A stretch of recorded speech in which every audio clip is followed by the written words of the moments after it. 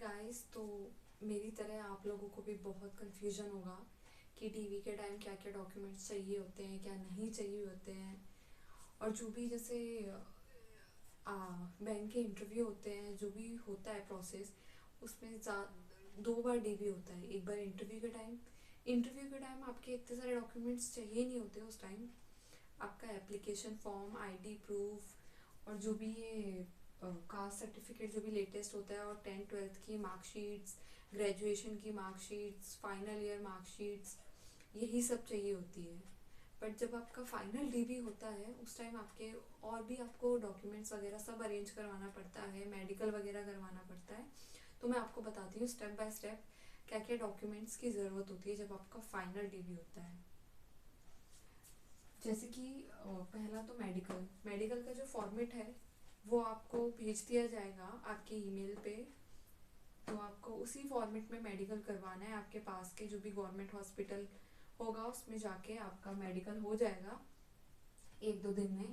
तो ऐसा कुछ फॉर्मेट होता है मेडिकल का। यहाँ मेरी डिटेल्स है, तो वो ये फिल कर देंगे और यहाँ वो उनके सिग्नेचर वगैरह, स्टैंप वगैरह लगा देंगे। तो ये 1-2 दिन का काम है ये। शाम को रिपोर्ट्स मिलके अगले दिन हो जाता है पूरा। तो ये मेडिकल का हो जाएगा। पुलिस वेरिफिकेशन का क्या होता है? पुलिस वेरिफिकेशन के लिए आपको आपके पास के ई मित्र पे जाना होता है। आप वहाँ पे जाएंगे, वो पुलिस वेरिफिकेशन के लिए ऑनलाइन ही अप्लाई कर देंगे। जब वो ऑनलाइन अप्लाई करेंगे तो जो पुलिस आपके ज़िले में, आपके जो कॉलोनी वगैरह जिस पुलिस स्टेशन के अंदर आता होगा, वो आपको कांटेक्ट करेंगे। जो भी आपने नंबर दिए गए होंगे उस पर, फिर वो आपको कांटेक्ट करके वो पूछेंगे कि वो कब आए आपका वेरिफिकेशन करने, या वो आपको बुला लेंगे खुद। हमारे केस में तो उन्होंने खुद ने बुला लिया था, बुला के वेरिफिकेशन कर लिया था। फिर वो वहाँ से ऑनलाइन ही कंप्यूटर पे ओके अपनी साइड से भेज देते हैं। फिर आप ई मित्र पे जाके आपको एक ऐसा सर्टिफिकेट बनता है। तो ई मित्र पे आप दोबारा जाओगे तो आपको ऐसा कुछ सर्टिफिकेट मिलता है, मतलब ऐसा कुछ।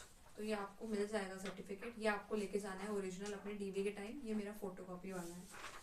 फिर ये हो गया। फिर रेफरी के लिए क्या होता है कि आपको रेफरी 2 लोगों का चाहिए होता है। रेफरी मतलब ऐसे 2 लोग जो आपकी रिस्पॉन्सिबिलिटी लेते हैं। ये कोई भी ब्लड रिलेशन में नहीं होना चाहिए ये 2 लोग। रेफरी का ऐसा कुछ आपको फॉर्मेट दिया जाएगा पीडीएफ में। ये कुछ फॉर्मेट होता है, इसमें डिटेल्स लिखी गई है, इसलिए मुझे हाइड करना पड़ रहा है। बट पीडीएफ में आपको ये दे दिया जाएगा जिसमें ऊपर रिपोर्ट ऑफ रेफरी लिखा होगा। फिर इसमें क्या होता है कि जो भी पर्सन का आप देते हो डिटेल्स, उसका जो भी नाम वगैरह आप लिखते हो, एड्रेस लिखते हो। फिर उसका क्या होता है, आपको अकाउंट डिटेल्स चाहिए होते हैं उसकी। तो मैं आपको बता रही थी कि रेफरी के लिए आपको जिस भी बैंक में रेफरी का अकाउंट है, वहाँ जाके आपको उसके सिग्नेचर और अकाउंट डिटेल्स वेरीफाई कराने होंगे कि हाँ, ये रेफरी जो है वो ट्रस्टवर्दी है, वो कोई भी वेरीफाइड पर्सन है बैंक के थ्रू। क्योंकि इसमें नीचे लिखा होता है कि referee should be known to the bank and his signature must be verified by the banker with seal. तो ये करना होता है ये रेफरी का। और 2 रेफरी बनाना ज़रूरी है, अलग अलग इंसान जो भी आपके ब्लड रिलेशन में ना हो। बॉन्ड और एक डिक्लेरेशन होता है। बॉन्ड का जो फॉर्मेट होता है वो आपको भेज दिया जाता है आपकी ईमेल पे।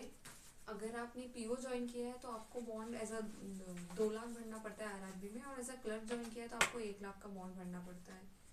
तो जो बॉन्ड का फॉर्मेट है वो आपको भेज दिया जाएगा। और बॉन्ड आपको किसी भी आपके आसपास के नोटरी पे जाके बॉन्ड आपको प्रिंट करवाना होता है। वो ऐसे स्टैम्प पेपर पे प्रिंट होता है, ऐसे। ये जो स्टैम्प पेपर आप देख रहे हो, ऐसे बॉन्ड प्रिंट होता है।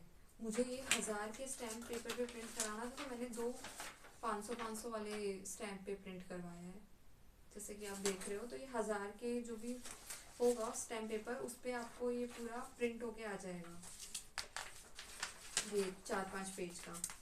इसके बॉन्ड के आखिरी में क्या होता है कि आपको 2 विटनेस चाहिए होते हैं। यहाँ पे आखिरी पे पेज पे आप देख सकते हैं 2 विटनेस चाहिए होते हैं। उनके सिग्नेचर होने चाहिए, उनका एड्रेस होना चाहिए, सारी डिटेल आपको फिल करवानी है उस विटनेस की, इस बॉन्ड के ऊपर। ये बॉन्ड होता है और एक डिक्लेरेशन भी होता है।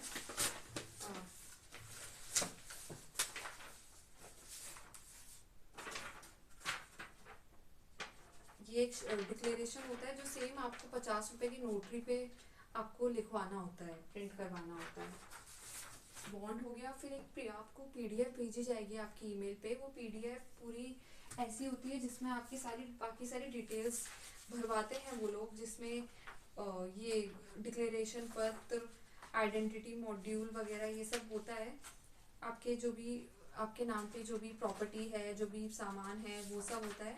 ये जो भी पीडीएफ होती है ये कुछ ऐसी होती है, ये आपको घर पे बिल्कुल फिल नहीं करनी होती। आप वहाँ जाओगे, वो सारा आपको एक एक लाइन आपको बताते हैं कि इसमें डेट क्या डालनी है, इसमें लिखना क्या है, इसमें कब कहाँ साइन करने हैं, वो सब आपको बताएंगे। ये पीडीएफ जो होती है इसमें आपको कुछ फिल नहीं करना होता, वो सब आपको बता देंगे।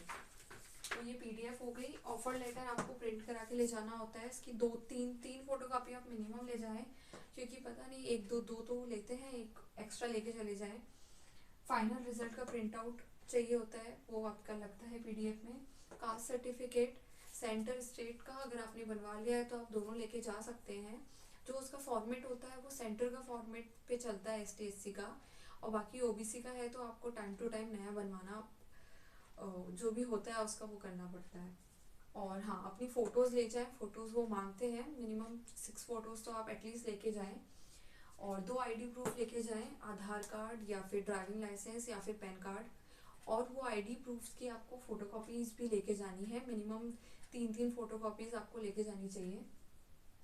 और इस पे जो भी बॉन्ड पे जो भी आपका श्योरिटी होता है, जो आपकी रिस्पॉन्सिबिलिटी लेता है, अगर आप ये बॉन्ड ना दें तो वो आपके पेरेंट्स कोई भी हो सकते हैं, मदर फादर, आप जिससे भी करवाओ।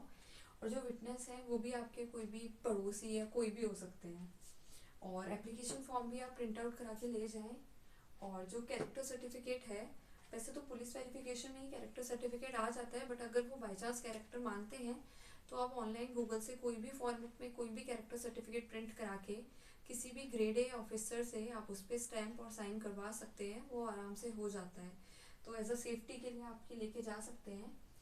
और बाकी सारे डॉक्यूमेंट्स जो इंटरव्यू में लगते हैं, 10th की मार्कशीट, 12th की मार्कशीट, ग्रेजुएशन की सारी मार्कशीट्स, और फाइनल ईयर की मार्कशीट्स, अगर आपने उसके बाद भी कुछ किया है तो वो सब की डिग्री, फाइनल ईयर की डिग्री चाहिए होती है। उसके बाद अगर आपके पास प्रोविजनल है तो प्रोविजनल ठीक है, अगर आपको ज़्यादा टाइम नहीं हुआ। और ये सारी मार्कशीट चाहिए होती हैं, कास्ट सर्टिफिकेट चाहिए होता है, ये ऑफर लेटर, ये सारा प्रिंट आउट चाहिए होता है। और उनको सेल्फ अटैच करके आपको नीचे सिग्नेचर करना होता है। वो आप नहीं भी करते तो वो आपको वहाँ बता देंगे। तो हमारा जो DV था, हमारा जो रिज़ल्ट आया था वो 1 जनवरी 2023 को आया था, और हमारा जो DV था वो 16 को शेड्यूल था।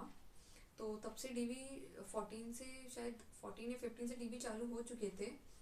तो 15 दिन बाद DV हो जाता है। उसके बाद 15 के बाद हमें जो ज्वाइनिंग हमारे बैच की जो आई थी वो 15 फेब की आई थी, जो ज्वाइनिंग लेटर जब दिए गए थे। तो अप्रॉक्स मान लीजिए आप PO के बाद क्लर्क की भी ज्वाइनिंग दी जाती है, तो इस हिसाब से ये ज्वाइनिंग दी जाती है। और DV के लिए ये सब चाहिए होता है पूरा, जो अभी लेटेस्ट है वो मैंने आपको पूरा बता दिया।